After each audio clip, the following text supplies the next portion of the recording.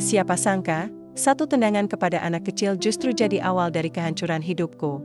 Tapi, siapa sebenarnya bocah itu? Dan kenapa mimpi burukku tak berhenti sejak hari itu? Jangan lupa untuk subscribe channel Hidayah Pertobatan, tekan tombol like jika kalian suka dengan ceritanya, dan tulis sholawat di kolom komentar agar kita mendapatkan syafaatnya. Dukung terus cerita-cerita yang sangat emosional dari kami, dan pastikan tonton sampai selesai karena setiap detiknya penuh emosi dan kejutan tak terduga. Namaku Samad. Di kampung ini, orang-orang memanggilku Pak Samad Juragan Beras. Bukan karena mereka suka, lebih karena mereka takut. Aku tahu itu, dan jujur saja, aku suka, setiap pagi, deretan motor dan mobil antre di depan tokoku. Mereka beli beras grosiran dari gudangku. Kalau kau tinggal di kampung ini, kemungkinan besar nasi yang kau makan hari ini berasal dari karung yang kubeli langsung dari tengkulak besar di Jawa Tengah. Dan siapa yang sanggup menyaingi bisnis berasku? Tidak. Ada. Aku puncaknya rantai makanan di sini. Pagi itu, matahari belum tinggi. Udara masih dingin. Aku baru saja menyeduh kopi ketika suara gaduh dari depan toko mengganggu konsentrasiku. Hei, apa yang kamu lakuin di situ? Aku keluar dengan langkah cepat. Di depan pintu tokoku, ada bocah kecil kurus dengan pakaian compang-camping, sedang mengorek-ngorek tempat sampah yang biasa dipakai karyawan untuk buang plastik bekas karung, sampah berceceran. Pemandangan menjijikkan di tengah toko mewahku, aku mendekat. Wajahnya kusut. Matanya besar, seperti anak kucing kelaparan. Oi, kamu nggak punya otak ya? Ngapain ngubek-ngubek sampah orang? Ini tempat usaha, bukan TPS. Anak itu hanya menunduk. Tak satu kata pun keluar dari mulutnya. Tangannya menggenggam botol plastik bekas, mungkin berniat menjualnya ke tukang rongsok. Entah kenapa, darahku naik. Mungkin karena dia tak menjawab, mungkin karena dia terlihat kotor, atau mungkin karena aku memang merasa berhak melampiaskan emosi. Aku tendang dia, tidak keras, hanya cukup untuk membuat tubuh kecilnya terguling ke aspal. Beberapa ibu-ibu yang lewat menoleh. Ada yang terkejut. Ada yang langsung pura-pura sibuk melihat HP. Mereka tahu siapa aku. Kampung ini udah cukup susah. Jangan tambah kotorin tempatku, bentakku sambil menunjuk wajahnya. Hilang dari sini sebelum aku lempar kamu ke got. Anak itu berdiri pelan. Ia mengusap lututnya yang lecet, memungut botol plastik yang tadi terlepas, lalu berbalik. Sebelum pergi, ia sempat menoleh. Matanya menatapku, sejenak, dan entah kenapa, tatapan itu membuat dadaku berat. Seperti ada sesuatu yang tiba-tiba menempel dan tak mau lepas. Aku gelengkan kepala. Dasar anak setan, gumamku, aku tak tahu. Beberapa meter dari sana, ada seorang pemuda dengan hoodie lusuh sedang merekam kejadian itu. Aitak berkata apa. Hanya merekam. Lalu berjalan pergi dengan wajah dingin. Hari itu, aku menganggap kejadian barusan sudah selesai. Sipil. Hanya satu bocah jorok yang membuat tokoku kotor. Tapi aku salah, besoknya, semuanya berubah. Pagi berikutnya, suasana tokoku terasa aneh. Biasanya, jam 7 saja antrean sudah mengular. Tapi hari itu, kosong. Hanya 1-2 orang datang, dan itu pun buru-buru, seperti enggan berlama-lama. Bahkan Ujang, langganan setia yang biasa ngobrol sampai tehku habis pun, cuma ambil 2 karung lalu pergi tanpa banyak bicara. Aku duduk di kursi rotan, menggenggam cangkir kopi yang rasanya hambar pagi itu. Sesuatu terasa salah, tapi aku belum tahu apa hingga suara langkah cepat dari dalam gudang membuyarkan lamunanku. Pak Samad, teriak Darto, anak buahku yang baru 2 bulan kerja. Wajahnya pucat, tangannya gemetar sambil menyerahkan ponsel. Kenapa sih? Panik banget? Lihat ini, Pak. Aku ambil ponsel itu dan melihat sebuah video. Ada aku, berdiri di depan toko, lalu menendang bocah kurus itu. Suara bentakan, umpatan, bahkan wajahku yang marah-marah semua terekam. Dengan jelas, ada teks besar bertuliskan, beginikah perlakuan juragan kaya terhadap anak yatim? Aku diameter nafasku sasak. Video itu sudah ditonton ribuan orang. Komentar-komentarnya menusuk lebih tajam dari pisau. Manusia apa ini? Anak yatim lo tendang? Niat bantu malah nginjak. Pants rezeki haram. Boykot tokonya. Tanganku mengepal. Dada panas. Aku berdiri, membanting ponsel itu ke lantai hingga pecah. Sialan. Siapa yang nyebar ini? Siapa? Darto mundur. Aye takut. Wajahnya pucat. Aku masuk ke dalam ruangan. Menyalakan laptop, membuka akun media sosial. Nama, Pak Samad Juragan Beras, sudah jadi bahan pembicaraan. Foto-fotoku tersebar, bahkan ada yang menyandingkannya dengan gambar bocah itu yang sedang duduk di pinggir jalan, memeluk botol plastik bekas. Aku ingin klarifikasi. Tapi otakku buntu. Kenapa harus aku? Bukankah aku cuma menegakkan ketertiban? Dia ngorek-ngorek sampah di depan tokoku, bikin kotor. Siang itu, telepon dari pemasok datang. Maaf, Pak Samad. Untuk sementara kami pending dulu kerja sama kita. Apa? Kenapa? Sudah lihat berita viral? Mohon maaf, kami nggak mau ikut tercoreng, Pak. Kututup telepon dengan tangan gemetar. Tak lama, 2 toko kelontong yang biasanya ambil beras partai besar juga menolak pesananku. Hari itu aku makan siang sendirian di ruang belakang. Nasi putih dan ayam goreng. Tapi tak satu pun kunyahan terasa enak.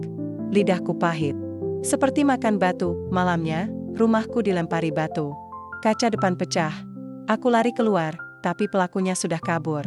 Di pagar tertulis dengan cat merah besar, "Laknat, penindas anak yatim." Aku mengamuk. Mengadu ke RT. Tapi tak ada yang bisa membantuku. Bahkan anak-anakku sendiri mulai menjauh. Istri menatapku dengan pandangan aneh, seperti melihat orang asing. Mungkin? Kamu memang sudah keterlaluan, Mas. Katanya Pelin sambil memeluk TAS kerja. Ia mengajak anak-anak menginap di rumah orang tuanya. Tinggallah aku sendirian. Di rumah besar. Dengan nama besar. Yang sekarang terasa kosong. Tengah malam, aku terbangun karena suara tangis. Suara bocah. Tapi saat kulihat keluar jendela, tak ada siapa-siapa. Aku menghela napas. Menatap langit malam yang gelap, ini cuma awal, kan? Pagi itu aku bangun dengan keringat dingin. Jantungku berdegup kencang. Aku baru saja mimpi aneh, dalam mimpi itu, aku berada di tengah sawah yang luas. Tapi sawahnya merah bukan karena tanah, tapi karena darah. Di sana, bocah pemulung itu berdiri diam menatapku.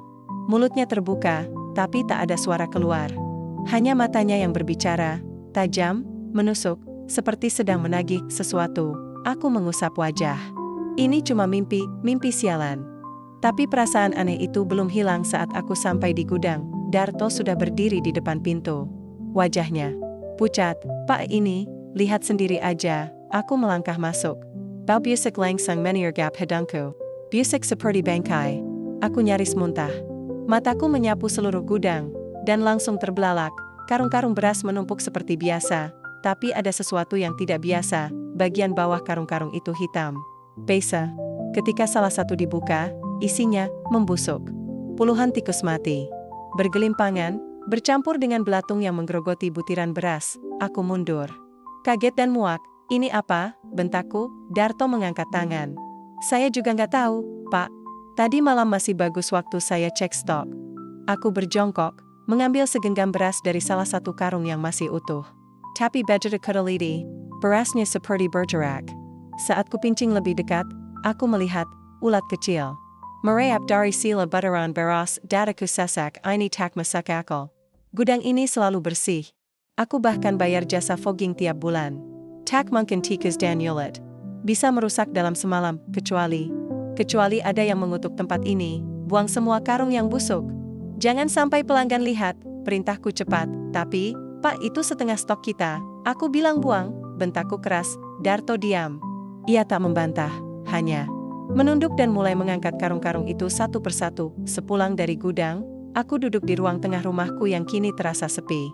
Istriku masih belum pulang. Anakku belum mengirim kabar. Televisi menyala, tapi aku tak peduli, pikiranku penuh, usaha menurun. Stok beras busuk. Nama baik hancur, dan mimpi itu datang lagi siang bolong. Saat aku memejamkan mata sebentar di sofa, kali ini aku berada di gang sempit. Jalep. Di ujungnya ada bocah itu. Ia berdiri dengan tubuh setengah hancur, luka. Di lututnya menganga, dan darah menetes perlahan ke tanah. Ia berkata sesuatu, kali ini terdengar jelas. "Bapak pernah janji sama ibu saya, ingat." Aku terbangun dengan napas tersengal. Kepalaku pening. "Coba ke jamatar, apa maksudnya?" Gumamku sendiri. "Janji? Ibu siapa?" Aku tak paham. Tapi suara itu, wajah itu, terasa familiar. Terlalu familiar. Aku berdiri. Mengambil foto-foto lama dari laci ruang kerja. Mencari-cari sesuatu, entah apa. Tanganku gemetar membuka album-album yang sudah lama tak kusentuh, dan saat aku menemukan satu foto usang, hatiku berhenti berdetak sesaat. Seorang wanita muda dengan senyum manis, berdiri di depan toko berasku yang dulu kecil. Di sampingnya, aku. Masih muda, masih polos, wanita itu, mantan pegawaiku. Namanya Sri, dan aku ingat, dia pernah punya anak yang ayahnya kabur. Anak yatim sejak dalam kandungan, anak yang pernah kuberi uang 100.000 dan janji, tenang, Sri. Kalau nanti anakmu besar, kalau aku udah sukses, aku bantu urus dia. Anggap aja itu tanggung jawab moral. Aku tak pernah menepati janji itu, dan sekarang, apakah anak itu, jangan bilang kalau dia yang kutendang kemarin? Sejak siang itu, aku tak bisa duduk tenang, foto Sri masih kupegang, lusuh di ujung jari, tapi jelas, itulah dia. Wanita yang dulu ku kenal baik. Pekerja keras, jujur, dan lembut hati. Ia bekerja di tokoku saat aku baru mulai merintis. Gajinya kecil, tapi ia tak pernah mengeluh. Bahkan saat tahu dirinya mengandung tanpa suami, ia tetap datang bekerja dengan mata sembab tapi senyum tak pernah hilang. Aku ingat betul bagaimana suatu hari ia pamit, katanya ingin pulang ke kampung ibunya. Karena sudah tak kuat dengan omongan tetangga. Ia menangis di sudut gudang. Dan aku hanya memberinya uang seadanya dan kalimat janji palsu, kalau kamu butuh bantuan, kabari. Kalau anakmu nanti besar, aku bantu. Setelah itu, aku lupa. Atau sengaja melupakan, lembar demi lembar. Masa lalu berkelebat di kepala. Semakin kupikirkan, semakin yakin aku, anak yang kutendang itu, adalah anak Sri, anak yang yatim bahkan sejak dalam kandungan, dan aku, yang pernah berjanji akan menjaga, justru menjadi penendang pertamanya di dunia ini. Aku mencoba mencari tahu. Kutarik laci, kuambil ponsel lama, yang satu ini masih kusimpan. Karena beberapa kontak penting tak pernah kupindahkan. Kekari nama Sri Takeda. Tapi aku ingat pernah menyimpan alamat terakhirnya. Dengan mobil butut yang sudah lama tak kupakai, aku pergi ke sebuah daerah pinggir kota. Jalan sempit dan becek, rumah-rumah berdempetan, jemuran menggantung di antara tiang listrik dan pohon. Seorang wanita paruh baya di warung kecil menatapku curiga. Bu, saya cari Sri. Dulu tinggal di sini, yang kerja di toko beras itu? Wah, udah lama banget, Pak. Tapi kayaknya udah meninggal. Dek, meninggal? Ayah. Katanya pas anaknya masih kecil. Kennedy berdarah. Meninggal di rumah sakit kampung. Anaknya diasuh ibunya dulu, tapi si nenek juga nggak lama, meninggal juga. Aku diam. Dunia terasa runtuh pelan-pelan. Sekarang anaknya, tinggal di mana? Kayaknya dia luntang-lantung. Pak, pernah ngamen, pernah ngumpul botol bekas. Tapi sekarang saya nggak tahu. Kadang lewat sini bawa karung gitu, kurus, hitam, diam aja. Kalau nggak salah namanya Raffi, namanya Raffi, aku menelan ludah. Ada gumpalan besar di tenggorokanku yang tak bisa kutelan. Sepulangnya, rumahku semakin sunyi. Bukan karena tak ada orang, tapi karena semua terasa berat. Lantai terasa dingin. Udara makin menekan, malam itu mimpi datang lagi, aku berada di gudang. Tapi bukan gudangku sekarang, ini gudang lama. Penuh karung beras seperti dulu. Dan di antara tumpukan karung itu, Sri muncul. Ia tidak bicara, ia hanya berdiri, menatapku dengan mata sedih, lalu menunjuk ke belakangku. Aku menoleh, dan melihat. Bocah kecil duduk sambil menangis. Wajahnya penuh luka. Lututnya berdarah. Tubuhnya gemetar, tapi tak bersuara. Saat aku mendekat, suara Sri muncul, tapi seperti berbisik di dalam kepala. Dulu kamu janji, aku terbangun dengan air mata di pipi. Ya, air mata. Untuk pertama kalinya sejak lama, aku menangis, bukan karena kehilangan harta, bukan karena difitnah, tapi karena sadar, aku pernah berjanji pada seseorang yang sudah tiada, dan aku menghancurkan harapan terakhir yang dititipkannya, anaknya, yatim. Seharusnya aku jadi pelindungnya, tapi malah aku sendiri yang menghancurkan hidupnya. Pagi harinya, aku berdiri di depan cermin, menatap wajahku sendiri. Untuk pertama kalinya, aku jijik, aku bukan juragan. Aku bukan orang teramat, aku cuma lelaki tua yang ingkar janji. Dan sedang dikejar karma, aku belum pernah sepagi ini keluar rumah sejak jadi juragan besar. Langkahku terasa canggung, seperti seseorang yang asing di kampungnya sendiri. Topi kumalku tarik rendah, menutupi wajahku. Bukan karena takut dikenal, aku hanya tak tahu harus bicara apa kalau bertemu warga. Bagaimana mungkin aku, Pak Samad si, juragan beras, harus turun ke jalanan mencari seorang anak pemulung? Tapi inilah aku sekarang. Menyusuri gang sempit, lorong pasar, dan pinggiran kota. Mencari wajah itu, wajah bocah yang kutendang, wajah anak dari masa lalu yang coba kuabaikan. Pak, Ada lihat anak pemulung kecil yang sering keliling sini? Tanyaku pada tukang tambal ban di ujung gang. Ia mengangkat kepala. Yang kurus, diam, bawa karung? Kadang duduk dekat gerobak gorengan Bu Murni. Aku langsung ke sana. Bu Murni terkejut saat melihatku. Tapi tak banyak tanya, dia sering duduk. Seduh, Pak. Makan gorengan saya, kadang gak bayar. Tapi saya bayaran. Badannya kurus banget, matanya kosong. Kayak anak yang udah lelah sama dunia. Aku menelan ludah, namanya Raffi. Ya, katanya sih begitu. Tapi dia jarang ngomong. Kalaupun ngomong, cuma jawab seperlunya. Aku duduk di bangku panjang dekat gerobak. Bu, kalau dia datang lagi, tolong kasih ini. Aku keluarkan amplop berisi uang, dan secari kertas bertuliskan. Raffi, Pak Samad ingin bertemu dan minta maaf. Tolong beri saya kesempatan. Bu Murni menatapku ragu. Maaf ya, Pak. Tapi anak itu kayaknya benci banget sama Bapak. Waktu saya tanya, dia cuma bilang, aku nggak butuh apa-apa dari dia. Kata-kata itu mengentamku lebih keras daripada serkan netizen manapun aku mengenggak pelan. Saya ngerti, Bu. Saya ngerti, hari-hari.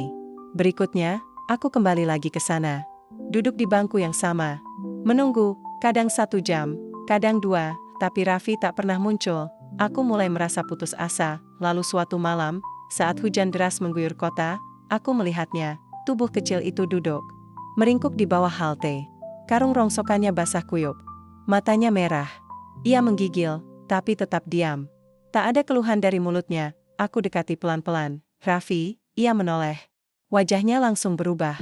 Tegang, ketakutan. Lalu marah, kamu mau apa lagi? Suaranya serak, tapi tajam. Aku terdiam. Basah kuyup, jantungku berdetak kencang. Aku cuma mau minta maaf. Dia tertawa miris. Minta maaf? Udah cukup dengan kata-kata? Sekarang semua orang kenal aku bukan karena aku hebat, tapi karena ditendang orang kaya di jalan. Hargaku habis, aku maju selangkah, aku tahu aku salah. Aku tahu aku pengecut. Tapi aku juga manusia, Raf. Aku juga bisa menyesal. Ia berdiri. Tangannya menjpol, ibu saya percaya sama Bapak. Dia kerja mati-matian buat Bapak.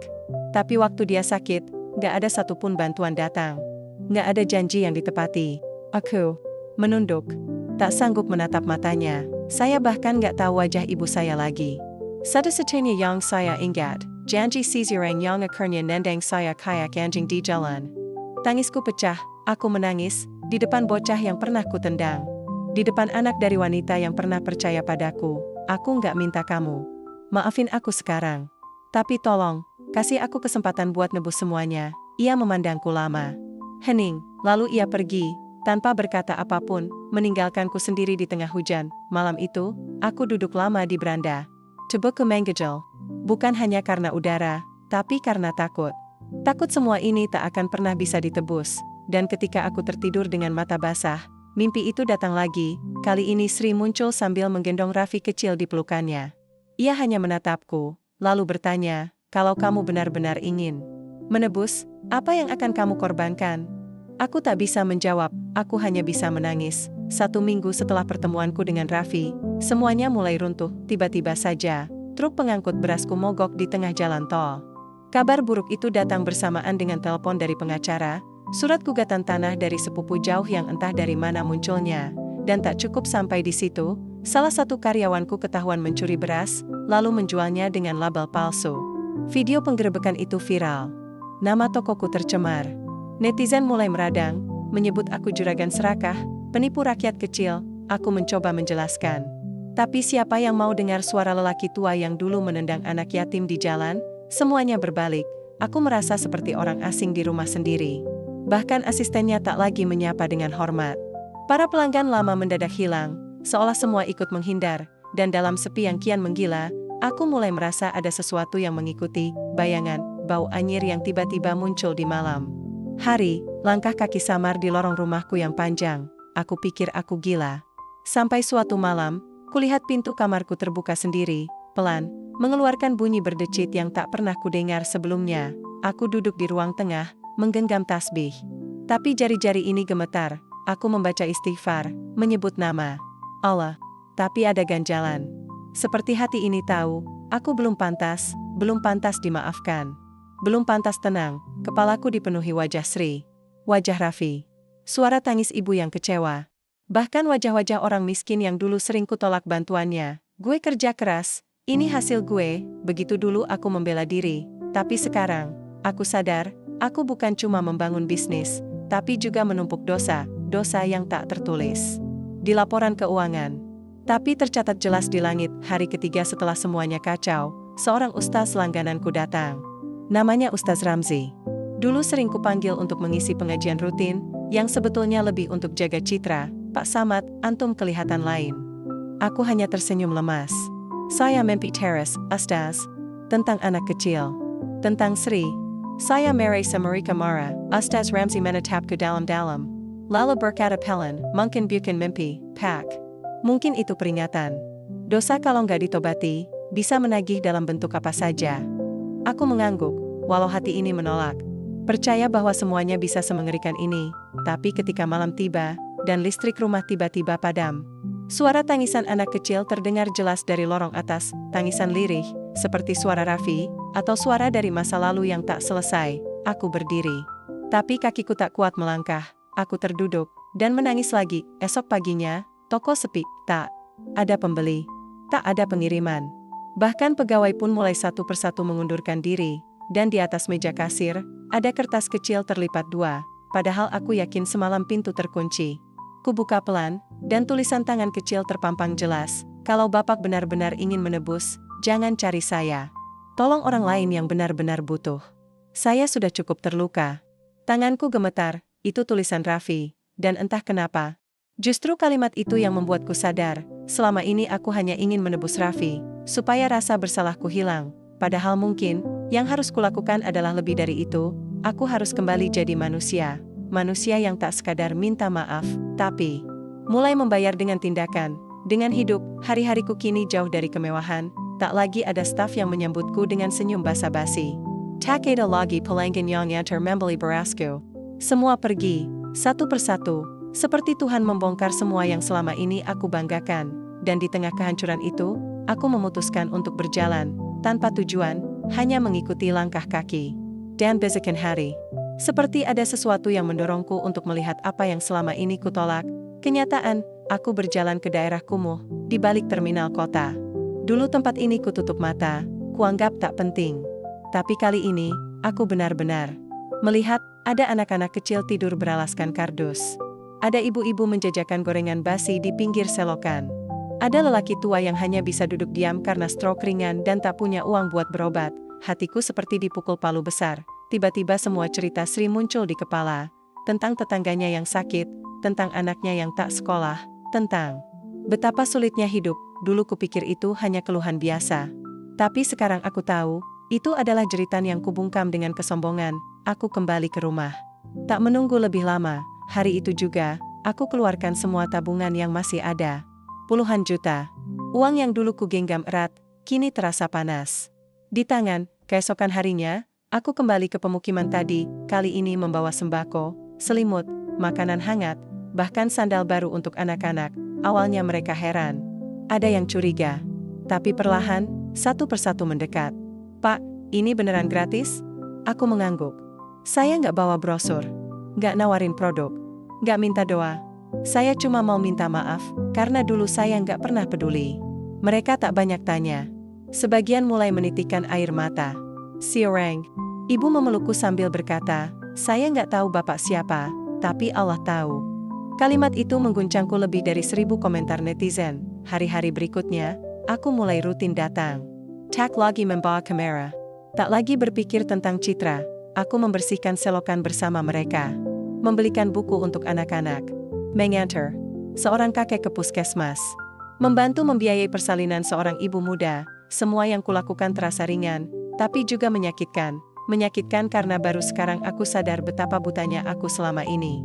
Betapa egoisnya aku saat semua orang hanya butuh sedikit empati, dan di tengah semua itu, tak sekalipun aku melihat Raffi, namanya tak pernah disebut.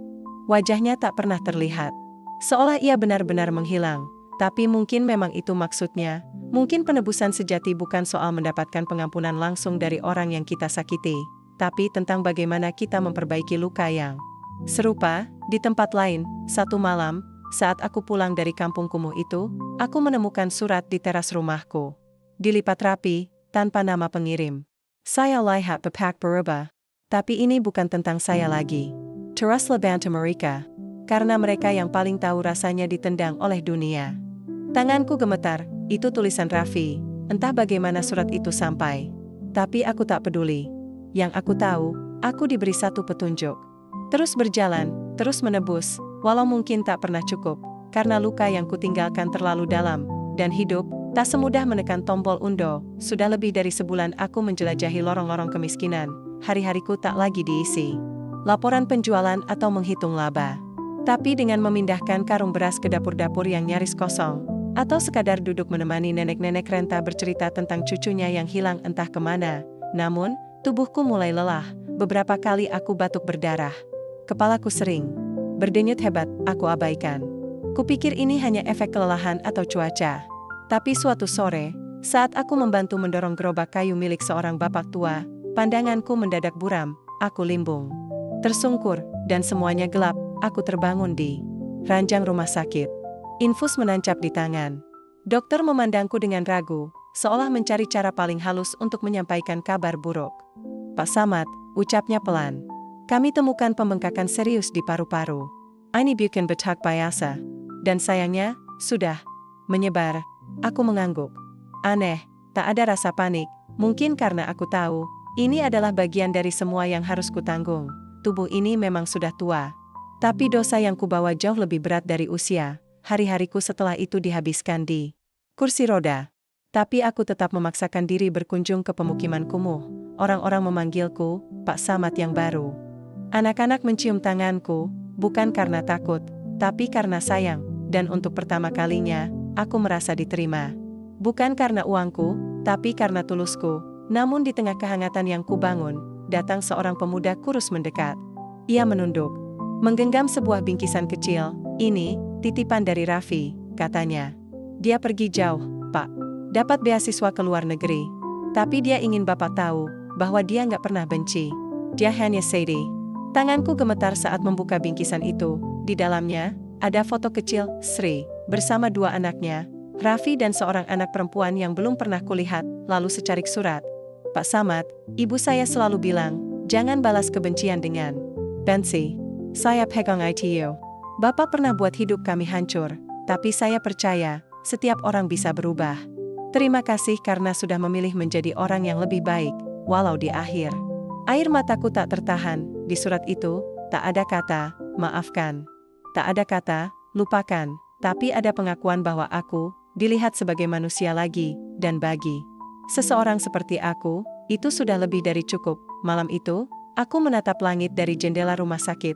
Bintang tak pernah seindah ini sebelumnya. Mungkin karena kali ini, aku menatapnya bukan dari balkon rumah mewah, tapi dari hati yang akhirnya tahu arti rendah hati. Jika besok aku harus pergi, aku siap, karena aku tahu, aku sudah mencoba menebus, bukan demi pengakuan, tapi demi jiwa yang dulu kotor oleh kesombongan, kini perlahan dibersihkan oleh air mata, niat, dan cinta yang sungguh-sungguh.